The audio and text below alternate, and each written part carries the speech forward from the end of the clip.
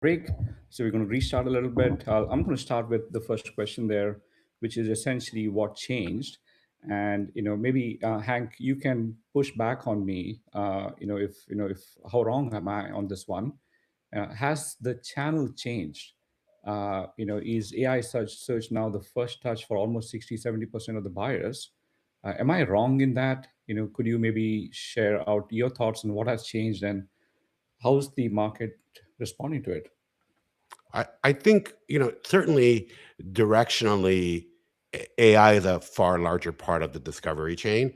I think when we look at some things like the similar web data that just recently came out, what I find more interesting is that there is cross-channel pollution between a lot of AI and SEO. What I mean by that is when uh, these users were surveyed, 35% of the users that use both SEO and search as part of the discovery found that they preferred the AI over the SEO, while only 13% of the respondents said that they preferred search as their discovery mode. So what we're seeing is certainly a shift, almost a 2-to-1 preference there, Mhm. a little over to a two to one preference there in how what preference looks like. And I think the other piece of it is the downstream um, handoff is a lot more blurred, meaning that a user can have that first impression on AI, but eventually click through on one of your social channels or on organic or through paid, and that relationship will be captured by Mhm. that particular channel. But in reality, that relationship was influenced further upstream by AI. So I wouldn't I wouldn't necessarily say that I think that the adoption has turned so much. But as we were talking a little bit before, what's happening is the user is blurring these lines. And essentially, we're measuring in a way that is comfortable and how we used to think about everything, which is search is siloed separately from paid, and paid is siloed separately from social. And each one of these channels have very specific roles in the buyer journey. The buyer doesn't care. The buyer doesn't look at their behavior in this way Right. whatsoever. So what we have now is essentially a directional split between how we're measuring and how the buyer is interacting with our product and services. Yeah. So, Hank, let me unpack this a little bit. So, maybe I'm seeing there are four elements that you're mentioning as change. The first one is the behavior has changed. Buyers are now searching a lot more on AI. In your mind, it's about 2x directionally moving more and more towards AI. As a Other vendors, preference. right? Other vendors like Profound and maybe even Chat GPT, they would rather lean more towards 60, 70, 80%, probably to their benefits. That's the first thing. The second thing is the whole landscape. There was so much of tooling that was built around channels, channel performance, ROI on those channels, including multi-touch attribution, the journey map. All of that now goes out the door. Is that right? It's now the entire messy middle. We are back again to the good old SEO days, where everything is now becoming a more of a maverick play. Is that such a dire strait yet, or something still works? I think the way I want to view it a lot of times is what is the central role of our website? And before, the central role of our website would be essentially the kind of the brochure of our business. We would, that Hmm. was the way the website was sold initially. Or, hey, this becomes kind of the billboard for your business. This is how people discover you and what you do. And I think that has now shifted to where where your website is more so a source of canonical truth Hmm. that all these other surfaces will use and surface that. And essentially discovery may happen off site, and the functional goal of your website is now to essentially validate every fact, validate, making sure that the information that is being distributed about you is truth, and um, valid and backed up by proof points that you claim on your website. So I think that to me is the biggest functional shift. If you're no longer building a website as a brochure and you're building it as a source of truth, what does that mean for your business? But doesn't that change a lot of things, right? For example, HubSpot, you know, talked about how their website traffic actually went down, and their primary business was to actually bring in the users to the website, get them to discover what HubSpot could do, and that was a big channel for them. So website visitors, even though they might have called it as a vanity metric on the number of views, number of page views a month, but that was leading to a brand discovery a lot more closer to what they could control. But what you're saying, if that is what is happening, if people are not even visiting the brand's website, and the brand's website is mostly for um, uh, maybe a baseline source of truth as an entity, but all that research is done by the bots now, right? Wherein the Chat GPT bots and all of that, they are essentially calling your website based on what the buyer is now asking. So doesn't that now change your traffic to your website has now become a moot point? It's an unnecessary vanity metric now. Your Especially if, attribution models are all gone the door, right? And your lead pipeline that used to come really from these channels, from these attributions, even that has, broken rank. Sorry, go ahead. especially at the I'm cutting you. I'm sorry about that. uh I meant especially at the discovery layer, right?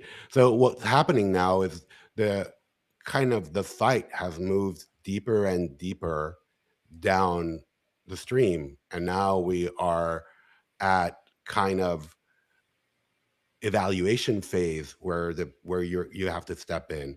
We are at the point where you have to start creating a lot more comparative content about why you Mhm. stand out. And the way I like to think about it, and especially when it comes to SEO, before SEO used to be the guy that stands in front of your business with a big sign and it's spinning it around and it's telling everybody, "Hey, I'm selling this one broad category. It's a 2 or 3 word category. Maybe I'll add a best in front of it or tell you one feature of why, but that's fundamentally what I'm telling you to sell." And I don't care if 96, 97, 98% of you walk in the door and walk out and say, "This is not me." In fact, my entire Mhm. business is built on converting 2 to 3% of those people that walk in through the door. And as long as I can get a wide enough number of people to walk in through the door, Mhm. I can convert them and I can create a really meaningful business from that.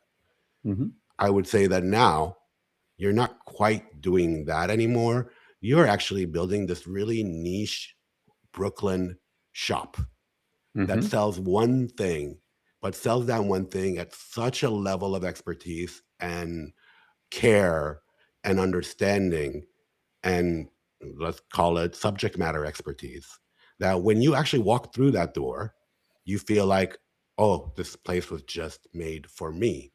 Mhm. And that's the experience that your website needs to create now. Not, oh, I'm coming in here because I may be interested in your product. Because by the moment I'm coming to you now, if you think about what we just laid out, a lot of discovery has already been done. They may already have an impression of you based on what your competitors have said Mhm. in their comparative, you know, model. And what you have to do is make them feel like, this is my pain point. This is why I came to you. And this is how your product and service is immediately solving it for me. And that is the fundamental goal of what your website and your business kind of marketing should be doing. And if we kind of think about that at a larger level, that conversion of that user is not being handled by one channel alone. That Yeah. conversion of is being handled by 4 to 5 channels working together across a very specific business objective. And that's the way I've changed the way I approach SEO. I'm really don't care as much about visits. And let's give it at the most simplest level. Yeah. I work with a lot of publishers that work on impressions as their primary metric. And SEO used to be the biggest driver for those impressions. So it becomes, in their mind, the value of SEO is going up the chain to bigger keywords that have a higher potential for return, right? But when we started really looking at this in what I call key person SEO, not keyword Hmm. SEO, what we found is some subset of those users actually came back to the site 4 times more. That this subset of users, every time they came to the site, actually consumed 5, 6 pages instead of 1 to 2. So they had a 3x value increase on that. And then when we looked at lifetime value from email, we found out that we can even, I think it was a 17x increase on lifetime value the moment that they signed up for that email, even from the returning user group. So there's still value in converting the returning user to email. Now, when you start putting all of that together, you realize that this one user is actually worth 8 of the other users from a Hmm. revenue perspective for me. And that's the conversation I'm more interested in having with publishers now. Yeah. How So I do I think what pick you're the users that's more yeah. valuable? Yeah, I think what you're saying is the buyers are now coming to your website um, pre with pre-perception of what the product does, and they're coming in essentially to not do the discovery of your product because they have already done that with ChatGPT and all of that. They're coming here more to go ahead and actually evaluate your product for their use case. So it's very very closer to the commercial needs, and the more of the bottom of the funnel, kind of an experiences that needs to drive in. So with those changes that are coming in now, Hank, I know you talk to a lot of CMOs, you talk to various leaders across the board. How are the CMOs perceiving this? It's a massive change. They would have an SEO agency coming in, pitching them about, or have been working with them, saying, "Hey, I'm going to give you a rank and position. Here's my fees. Here's how much of content I will build. I'll probably go and do some Reddit things for you, social media for you, and all of that." Now, that changes quite a bit. So what do you hear from the CMOs, and what's going on in their own heads about this whole confusion of AI search now becoming more and more of a first touch, and the discovery is now moving upstream as you right? Yeah, I mean, I think what I'm finding is a lot of frustration because the numbers that are being reported are moving further and further away from the business objectives, right? You can have a universe where your keyword rankings are still really high. Hey, we're still in a top 3 site on this primary keyword. When we look at impressions, the impressions are still really high. But now this is a keyword where a top 3 ranking used to bring us, let's say, 10, 12% click through rate, is now bringing us 1% click Yeah. through rate. And in those scenarios, we have to change the scoreboard completely, right? That's like number one. We have to build new scoreboards. And where I usually start with CMOs is, let's try to kind of narrow the focus down is like, what is the one specific job that we are trying to accomplish for this one specific user? So who, if I look at my business and practice, who is the person that we can help the most? Let's start there. Mm. This is the person. We can define them. We have data about them. We have, ideally some sort of either user model that we've built on that. And once we understand that, JTBDs. Yeah. and once we understand this ICP, now we can build towards this ideal customer profile and layer objectives that are revenue driven, that are business objectives, and now build our marketing campaign around a very specific thing. Hey, our objective is to take our users who are very informed and have a specific opinion about our product or service Mhm. before they came to us and make them believe that our product and service is the exact need they have to solve the problem. So we are much more persuasive. We are much more specific about what we do and what we don't do. And we stay in our lanes. So I think that those are the three things that I find uh, are the biggest lessons that I'm giving when I'm having conversations with CMOs. Because once we start seeing that, then the question doesn't become, is AEO a part of my SEO budget, or should I cut one versus the other? The question becomes, which one of these channels are actually meaningful to the user problems that my business is trying to solve? And sometimes that isn't SEO. Like many times I have been in situations now where I'm like, you know what? You're just launching this product. You don't need SEO. You need to understand who your real buyer is.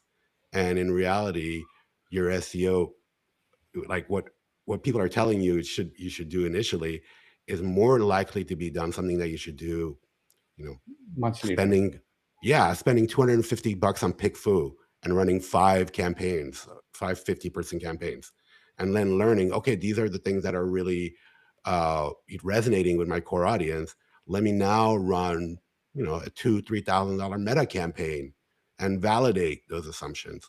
Okay, now I have a real clear understanding of who my core audience is, what they like, what they don't like, and I can now have a more meaningful conversation around where SEO fits in, how SEO can be used in order to make proof points.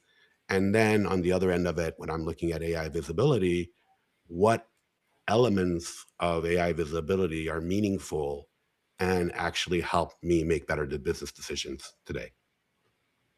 Yeah, I guess that brings the point that, if that confusion exists in the CMO's mind, and when we are seeing that, hey, you might have to change quite a bit of things, that really causes them a concern. And, I'll give maybe two, three scenarios, and we can go unpack this a little more.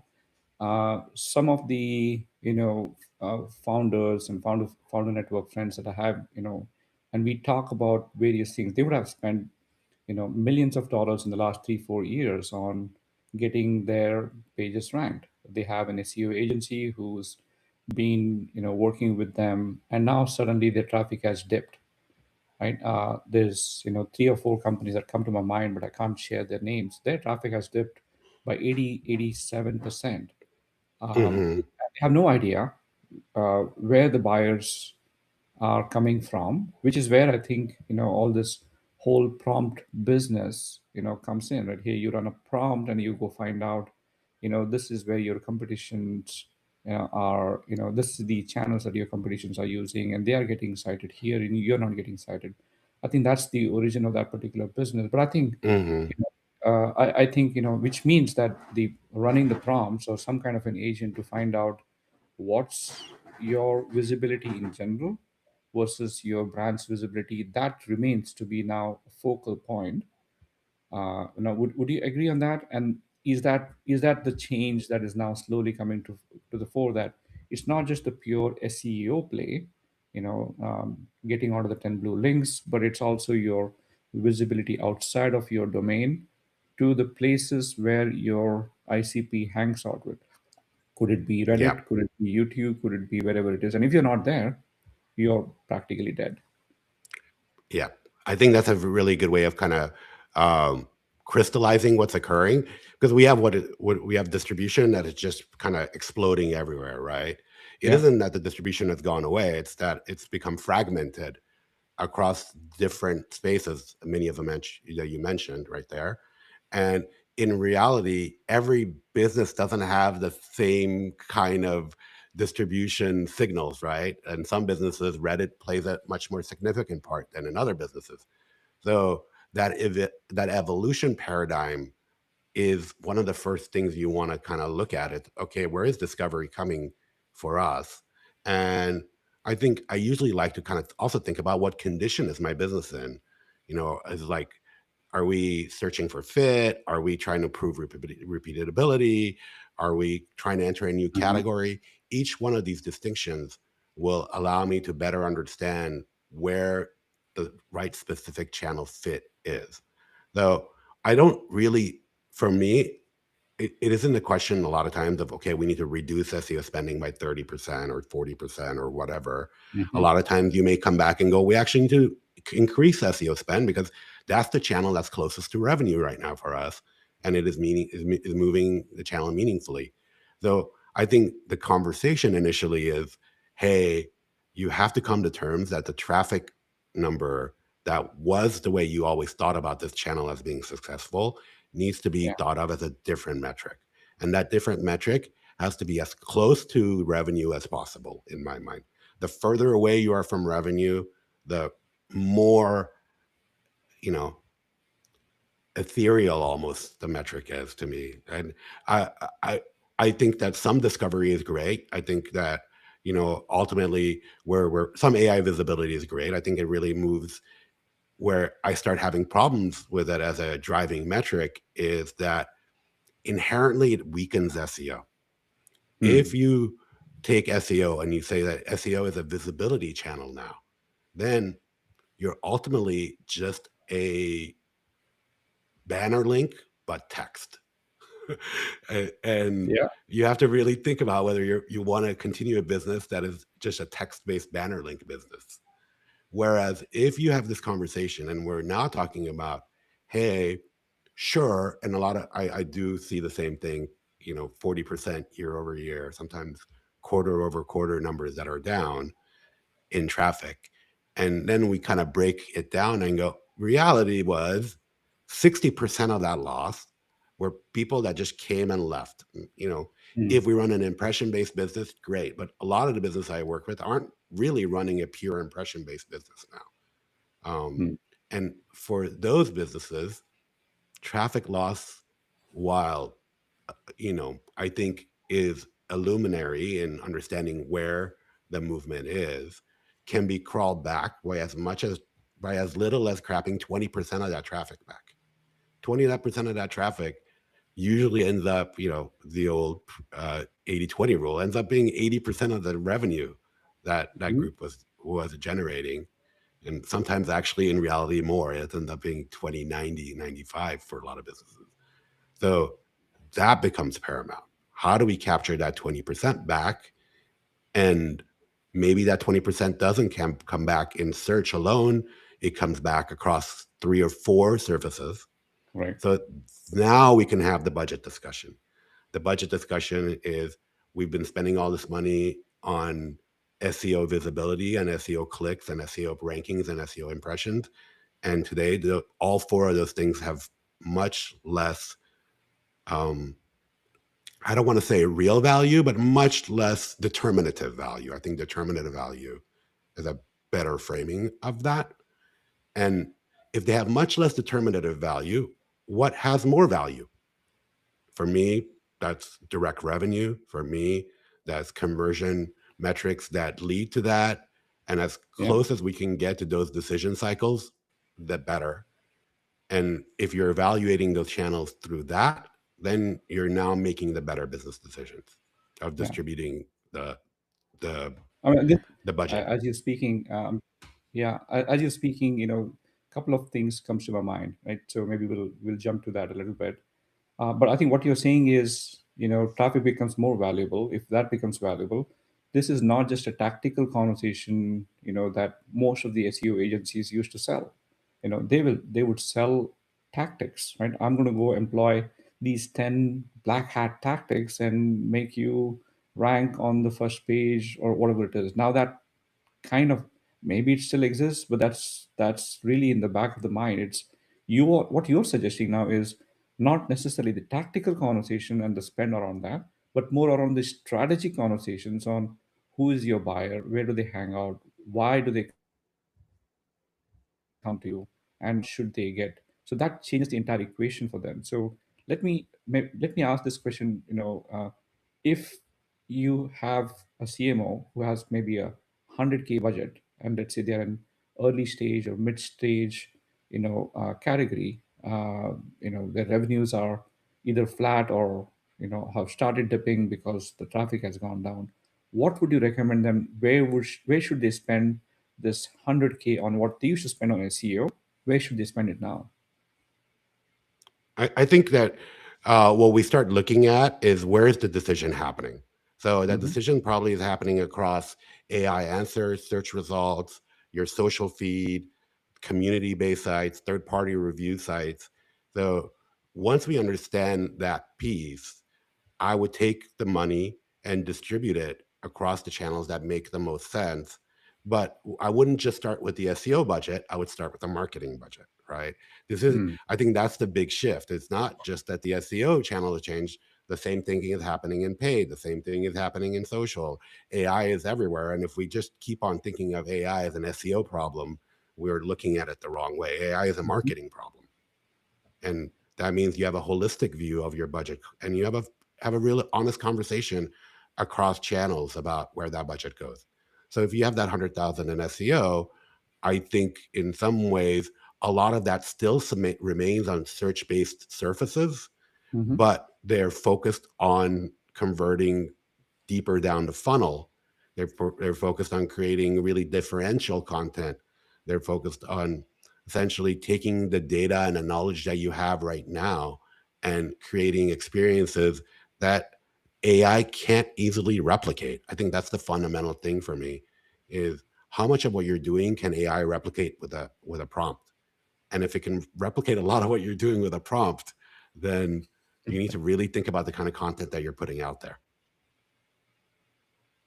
Yeah, I think that makes sense. So on the flip side, I think what you're saying is the agencies. If you're listening to this particular podcast, you should maybe rethink about the services that you offer. I think what Hank is offering is probably very sane. Instead of you thinking about offering just an SEO service, you should probably be selling distribution, as a service, not necessarily only the SEO portions of it.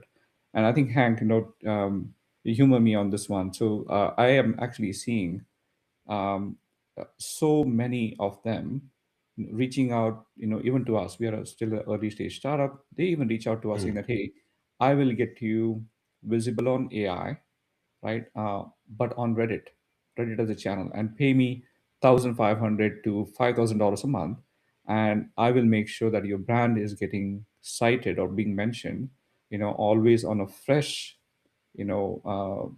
comments or posts every month, and I'll do 100 posts or 200 posts a month or something like that. So now there are these services that are slowly starting to come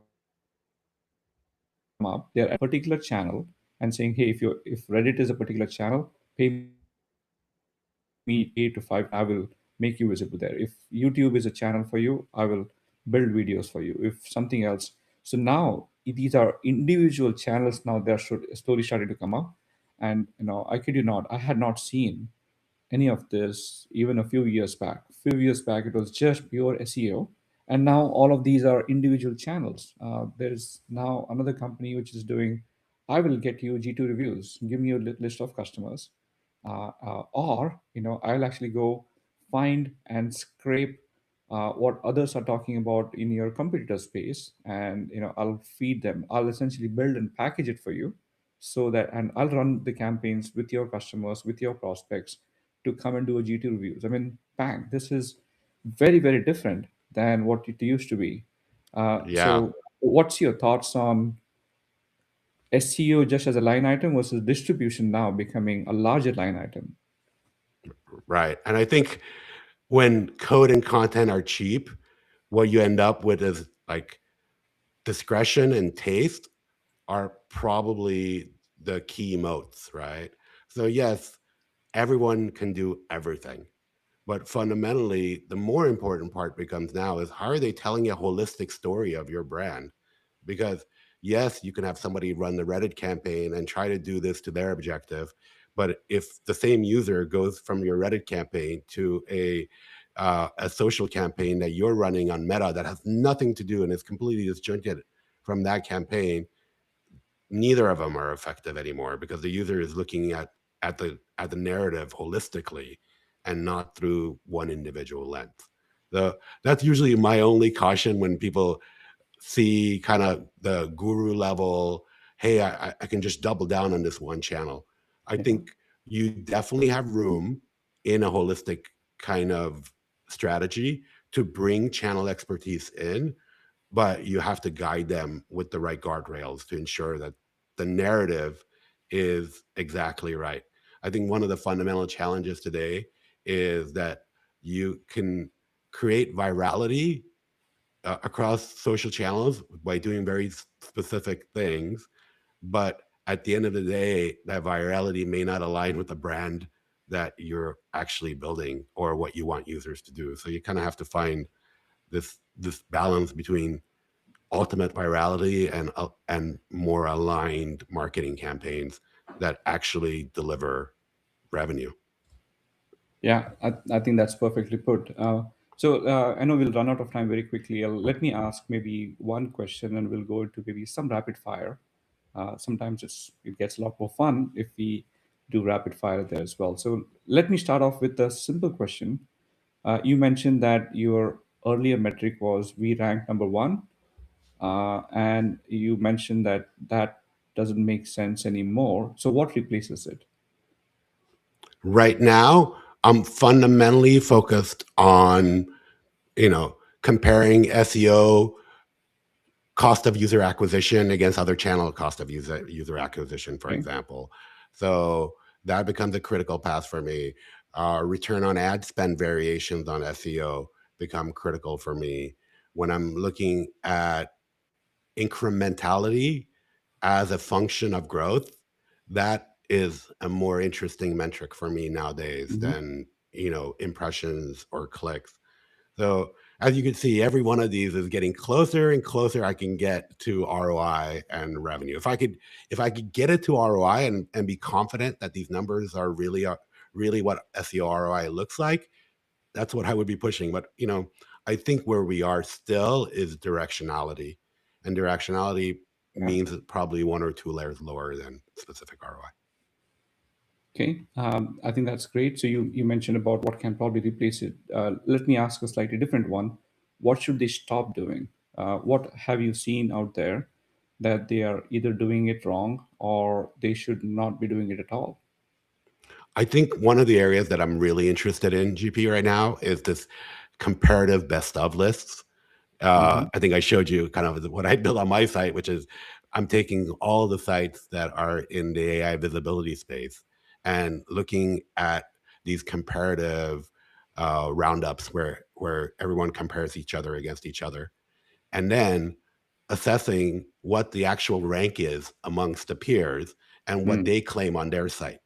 So if you on your site, you That'll be claim fun. you're the top, but when I look at, the 30 peers that also have covered your product and they rank you as number 5 as a mean average, let's say, then I discount you and I add a penalty to your overall ranking score based on that difference.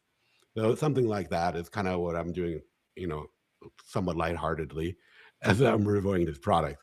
But that's one area that I'm concerned with. Like everybody's creating these comparative models, and you use Profound. Profound does this quite a bit themselves, um, and maybe when you're the top in your industry, you can do this and distribute that authority to your competitors.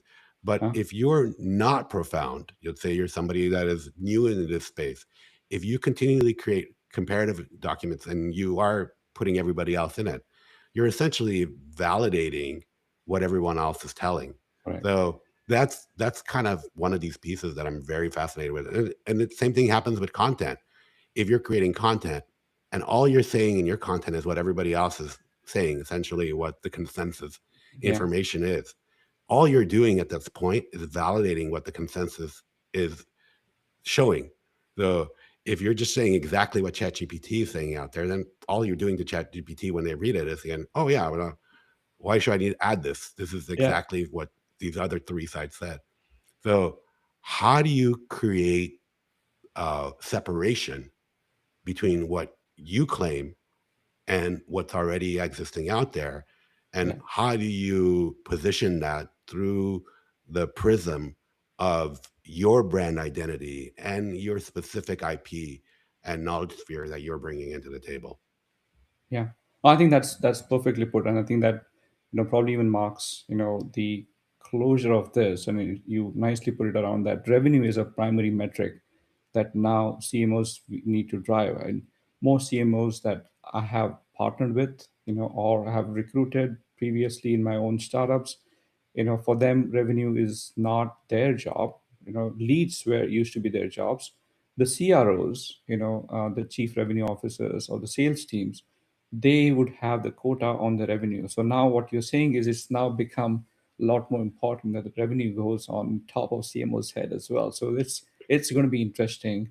And Hank, it was a pleasure to talk to you. Thank you so much. And we'll close on on this particular episode. I will touch upon maybe the other tactical aspects on the things that you and I we started talking, little recently about how to make it indexable. And you had a demo, and we will maybe use some of the time to actually go through the demo on that particular part. But again, thank you so much, and it was a pleasure to host you on this call.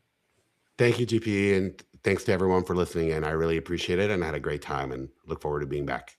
Thank you so much.